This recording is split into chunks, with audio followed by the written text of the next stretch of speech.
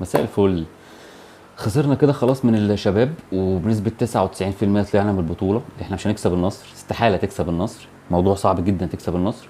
فتعالوا كده نتكلم حاجة حاجة على الماتش، ناخدها من لعيب لعيب او اللعيبة اللي عليها كلام. اول لعيب هو حاتم سكر. حاتم سكر تدخلاته كلها سواء دفاع او هجوم، معاه الكورة معهوش الكورة، دخلات كلها تكسير، دخلات كلها اصابة سواء ليه او اللي داخل عليه. لعيب زي ده في الماتشات، في جوه ال 18 بره ال 18 يا هيلبسك ضربات جزاء يا هيلبسك فاولات في مناطق خطيره، ده غير الانذارات، ده غير الكروت الحمراء. فاللعيب زي ده يا يتقوم يا يتكل على الله. ما احنا ما عندناش يعني الطاقه ان احنا نصبر على حد خلاص. يعني هو اللعيبه دلوقتي بتيجي لعيب جاهز بيشتغل، لعيب طالع عنده الامكانيات وعنده الفكر ومتربي. يعني ده المفروض ان هو متربي بقى مثلا 7 8 سنين بيلعب في ناشئين، فعرف خلاص كل حاجه. اتداس عليه بتمارين كتير، خد معلومات كتير، فكده مفيش منه رجا. يعني ده كده المفروض يطلع يبقى لعيب خالص مخلص كده يلعب على طول. ده اول لعيب حاتم سكر. تاني لعيب هنتكلم عليه النهارده هو او اتنين مع بعض، يعني فتوح وزيزو. من اقل ماتشات فتوح وزيزو مع بعض النهارده. ليه؟ لان هم قاعدين بيلعبوا مش فاهمين انا بعمل ايه. يعني انا المفروض اعمل ايه بقى؟ ايه بقى؟ يعني المفروض اروح فين واجي منين؟ يعني مش عارفين هم بيعملوا ايه. هنتكلم عليهم ليه هم بالذات في النقطه بعد كده. تالت حاجه نتكلم عليها النهارده هي شيكابالا. شيكابالا عمل ماتش حلو قوي قوي قوي مقارنه بسنه، مقارنه بالسنين اللي فاتت اللي هو لعبها، على مستوى الضغط، على مستوى الجري، على مستوى اللعب. لا عمل ماتشات حلوه. اعيب عليه بس في الكوره اللي هو كان عايز ياخد فيها بيلن دي وهو اصلا مش بيلن. لو كان داس كان ممكن ياخد منها كوره، او لو كان لبسه بيلن، لو هو كان راس حربه وعرف يلبسه بيلن كان خد بيلن، لكن هو مش عارف ان هو يعمل كده.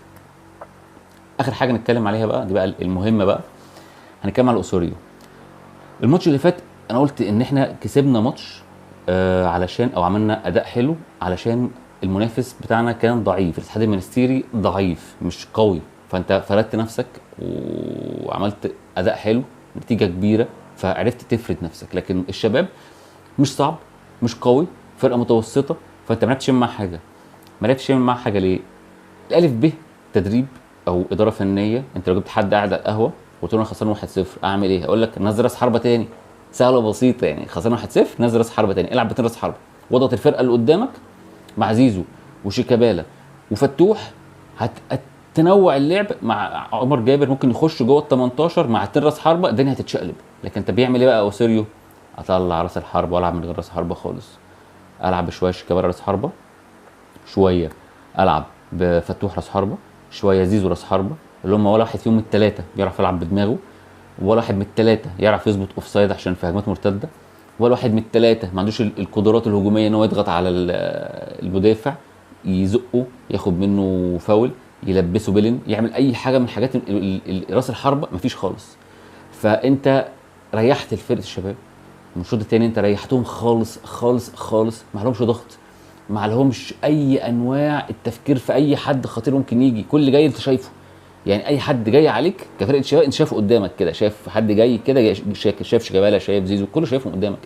مفيش حد جوه في قلب دفاعك بيتحرك، ممكن يتحرك من وراه، مفيش، انت كله مسهل عليهم اللعب.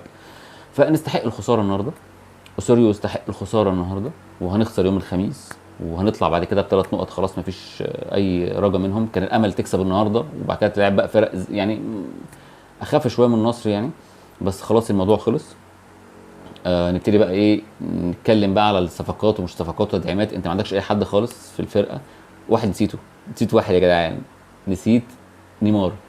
يعني نداء لاي حد مدرب في الناشئين، ولا تسمي نيمار ولا تسمي ميسي ولا تسمي بيكهام ولا تسمي نيدفيد ولا تسمي اي الحاجات دي كلها، عشان دي الحاجات دي حرام. تسمي لعيبه مصريه بالاسامي دي حرام وتحاسب عليه قدام ربنا.